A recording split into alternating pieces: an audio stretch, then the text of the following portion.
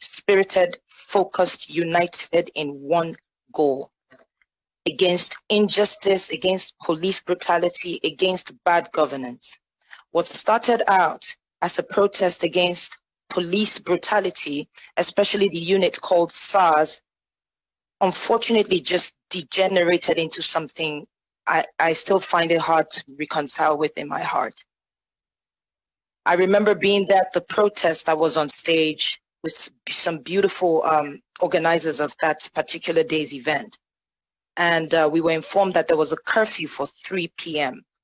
I do remember that there was outrage on Twitter because it was short notice. The curfew, I think we got the information at about noon that day. And so we said, look, people came from all over Lagos. It was thousands of people there. The best thing we can do, if people can't make it home, we'll sit still, don't do anything, don't move. We'll sit still and we'll sleep over till night. It was at the toll gate. And then later on, we got, sorry about that. And then later on, we got, I'm so sorry. I don't know if you can hear me. Okay, great. I'm getting some messages in my ear. Okay, so we also got information later that the governor wanted to see me and 6 other people. And I remember saying to them that we have no leader. If the governor wanted to speak to us, he should kindly come to the toll gate and address Nigerians because we've been out for over 11 days. And then the lady that came to give us the information, I do not remember her name at this time, left. She came back some 30 minutes later to inform us that the curfew had been canceled and moved to 9 p.m.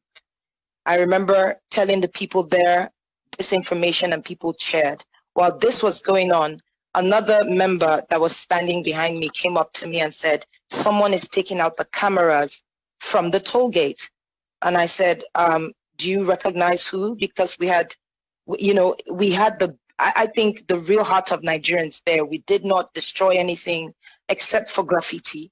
We did not take anything. We did not take anything from the toll gate. We cleaned up after ourselves. So we wanted to be sure it wasn't happening. Well, it wasn't a protester that was doing that. And then we found out that it was one of the staff, or, he had the LCC uniform. Those are the people that manage the toll gate.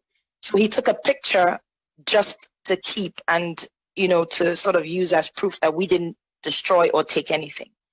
And then we realized that the big billboard that is over the toll gate had been turned off.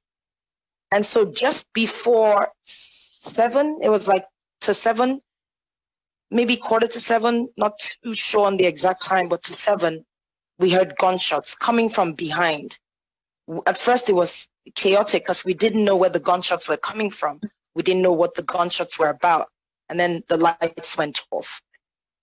I think the rest of that is just the most tragic thing.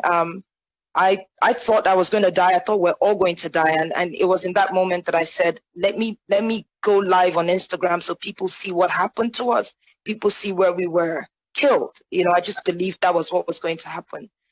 And I remember the military came in first. They stopped shooting at some point, and I walked up to one of them and I asked him why he was shooting at us. And he said he had express orders from above and that I was coming too close to him. And if I came too close, it would be considered an attack on him and he would have to shoot. So I moved back and asked everyone to move back. It didn't take maybe another 10 minutes. The shooting started again. I remember seeing 7 people that had been shot down. And we were telling people on my live